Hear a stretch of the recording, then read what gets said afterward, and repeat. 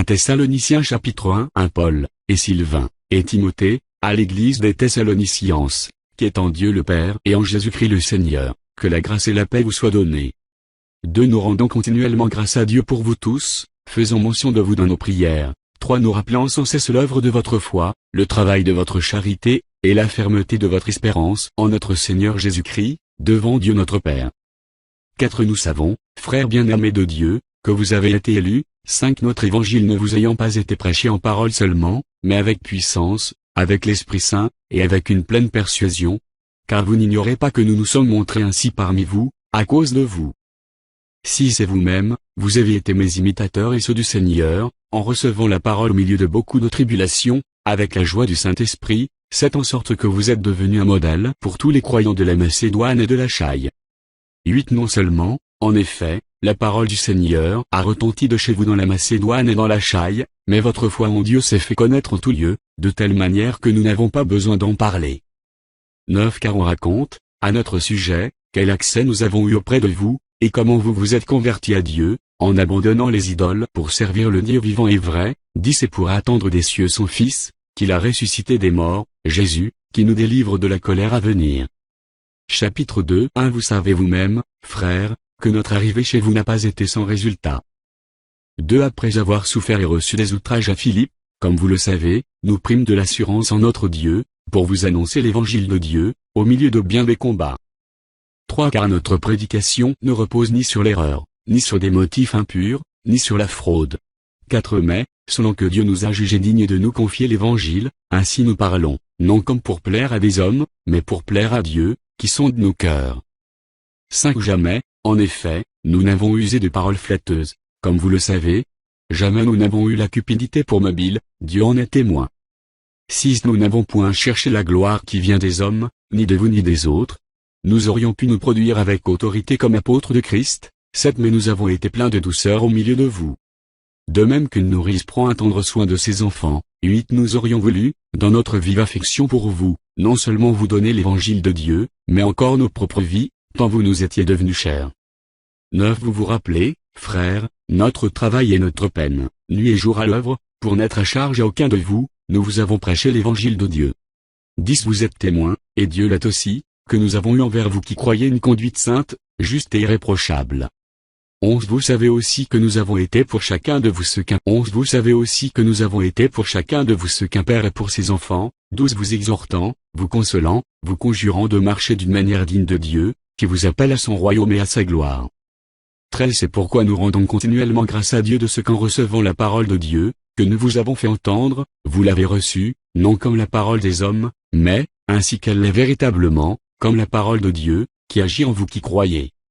14 Car vous, frères, vous êtes devenus les imitateurs des églises de Dieu qui sont en Jésus-Christ dans la Judée, parce que vous aussi, vous avez souffert de la part de vos propres compatriotes les mêmes maux qu'elles ont souffert de la part des Juifs. 15 Ce sont ces Juifs qui ont fait mourir le Seigneur Jésus et les prophètes, qui nous ont persécutés, qui ne plaisent point à Dieu, et qui sont ennemis de tous les hommes. 16 Nous empêchant de parler aux païens pour qu'ils soient sauvés, en sorte qu'ils ne cessent de mettre le comble à leurs péchés. Mais la colère a fini par les atteindre. 17 Pour nous, frères, après avoir été quelque temps séparés de vous, de corps mais non de cœur, nous avons eu d'autant plus ardemment le vif désir de vous voir. 18 Aussi voulions-nous aller vers vous, du moins moi et Paul, une et même 2 fois, mais Satan nous en a empêchés.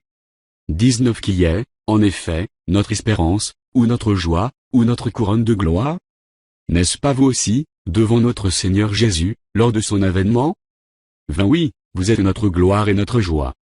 Chapitre 3 C'est pourquoi, impatients que nous étions, et nous décidant à rester seuls à Athènes, de nous envoyâmes Timothée, notre frère, ministre de Dieu dans l'évangile de Christ, pour vous affermir et vous exhorter au sujet de votre foi. 3 Afin que personne ne fût ébranlé au milieu des tribulations présentes, car vous savez vous-même que nous sommes destinés à cela.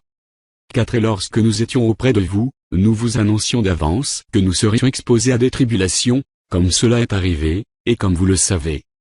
5 Ainsi, dans mon impatience, j'envoyais m'informer de votre foi, dans la crainte que le tentateur ne vous eût tenté, et que nous n'eussions travaillé en vain. 6 Mais Timothée, récemment arrivé ici de chez vous, nous a donné de bonnes nouvelles de votre foi et de votre charité, et nous a dit que vous avez toujours de nous un bon souvenir, désirant nous voir comme nous désirons aussi vous voir. C'est en conséquence, frères, au milieu de toutes nos calamités et de nos tribulations, nous avons été consolés à votre sujet, à cause de votre foi. 8. Car maintenant nous vivons, puisque vous demeurez fermes dans le Seigneur. 9. Quelles actions de grâce, en effet, nous pouvons rendre à Dieu à votre sujet, pour toute la joie que nous éprouvons à cause de vous, devant notre Dieu. 10. Nuit et jour, nous le prions avec une extrême ardeur de nous permettre de vous voir, et de compléter ce qui manque à votre foi. 11. Que Dieu lui-même, notre Père, et notre Seigneur Jésus, aplanisse notre route pour que nous allions à vous. 12. Que le Seigneur augmente de plus en plus parmi vous, et à l'égard de tous, cette charité que nous avons nous-mêmes pour vous. 13. Afin d'affermir vos cœurs pour qu'ils soient irréprochables dans la sainteté devant Dieu notre Père, lors de l'avènement de notre Seigneur Jésus avec tous ses saints. Chapitre 4. Au reste, frères, puisque vous avez appris de nous comment vous devez vous conduire et plaire à Dieu, et que c'est là ce que vous faites, nous vous prions et nous vous conjurons au nom du Seigneur Jésus de marcher à cet égard de progrès en progrès. 2. Vous savez, en effet, quels préceptes nous vous avons donnés de la part du Seigneur Jésus. 3. Ce que Dieu veut, c'est votre sanctification, c'est que vous vous abstenez de l'impudicité. 4. C'est que chacun de vous sache posséder son corps dans la sainteté et l'honnêteté. 5. Sans vous livrer à une convoitise passionnée, comme font les païens qui ne connaissent pas Dieu. 6. C'est que personne n'use envers son frère de fraude et de cupidité dans les affaires, parce que le Seigneur tire vengeance de toutes ces choses, comme nous vous l'avons déjà dit et attesté. 7. Car Dieu ne nous a pas appelés à l'impureté, mais à la sanctification. 8. Celui donc qui rejette ses préceptes ne rejette pas un homme, mais Dieu, qui vous a aussi donné son Saint-Esprit. 9. Pour ce qui est de l'amour fraternel, vous n'avez pas besoin qu'on vous en écrive, car vous avez vous-même appris de Dieu à vous aimer les uns les autres. 10. Et c'est aussi ce que vous faites envers tous les frères dans la Macédoine entière.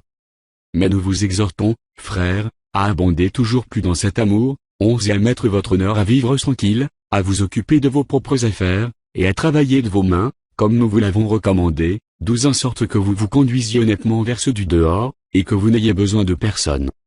13. Nous ne voulons pas, frères, que vous soyez dans l'ignorance au sujet de ceux qui dorment, afin que vous ne vous affligiez pas comme les autres qui n'ont point d'espérance. 14. Car, si nous croyons que Jésus est mort et qu'il est ressuscité, croyons aussi que Dieu ramènera par Jésus et avec lui ceux qui sont morts. 15. Voici, en effet, ce que nous vous déclarons d'après la parole du Seigneur, nous les vivants, restez pour l'avènement du Seigneur, nous ne devancerons pas ceux qui sont morts. 16. Car le Seigneur lui-même, a un signal donné, à la voix d'un archange, et au son de la trompette de Dieu, descendra du ciel, et les morts en Christ ressusciteront premièrement. 17. Ensuite, nous les vivants, qui serons restés, nous serons tous ensemble enlevés avec eux sur des nuées, à la rencontre du Seigneur dans les airs, et ainsi nous serons toujours avec le Seigneur. 18. Consolez-vous donc les uns les autres par ces paroles. Chapitre 5. 1. Pour ce qui a des temps et des moments, vous n'avez pas besoin, Chapitre 5. 1. Pour ce qui a des temps et des moments, vous n'avez pas besoin, frères, qu'on vous en écrive. 2. Car vous savez bien vous-même que le jour du Seigneur viendra comme un voleur dans la nuit.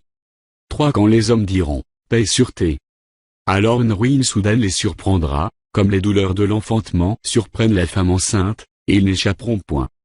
4. Mais vous, frères, vous n'êtes pas dans les ténèbres, pour que ce jour vous surprenne comme un voleur. 5. Vous êtes tous des enfants de la lumière et des enfants du jour. Nous ne sommes point de la nuit ni des ténèbres. 6. Ne dormons donc point comme les autres, mais veillons et soyons sobres. 7. Car ceux qui dorment dorment la nuit, et ceux qui s'enivrent la nuit.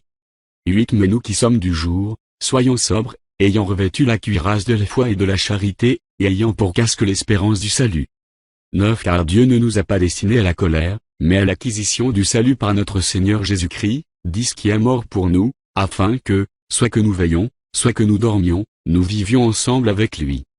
11. C'est pourquoi exhortez-vous réciproquement, et édifiez-vous les uns les autres, comme en réalité vous le faites. 12. Nous vous prions, frères, d'avoir de la considération pour ceux qui travaillent parmi vous, qui vous dirigent dans le Seigneur, et qui vous exhortent. 13. Ayez pour eux beaucoup d'affection, à cause de leur œuvre. Soyez en paix entre vous. 14. Nous vous prions aussi, frères, avertissez ceux qui vivent dans le désordre, consolez ceux qui sont abattus, supportez les faibles, usez de patience envers tous.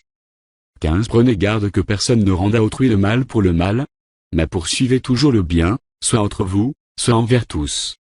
16. Soyez toujours joyeux. 17. Priez sans cesse.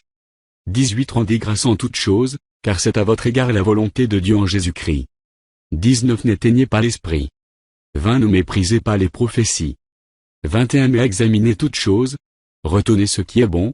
22 Abstenez-vous de toute espèce de mal. 23 Que le Dieu de paix vous sanctifie lui-même tout entier, et que tout votre être, l'esprit, l'âme et le corps, soit conservé irrépréhensible, lors de l'avènement de notre Seigneur Jésus-Christ. 24 Celui qui vous a appelé est fidèle, et celui qui le fera. 25 Frères, priez pour nous. 26 Saluez tous les frères par un saint baiser. 27 Je vous en conjure par le Seigneur, que cette lettre soit lue à tous les frères. 28 Que la grâce de notre Seigneur Jésus-Christ soit avec vous.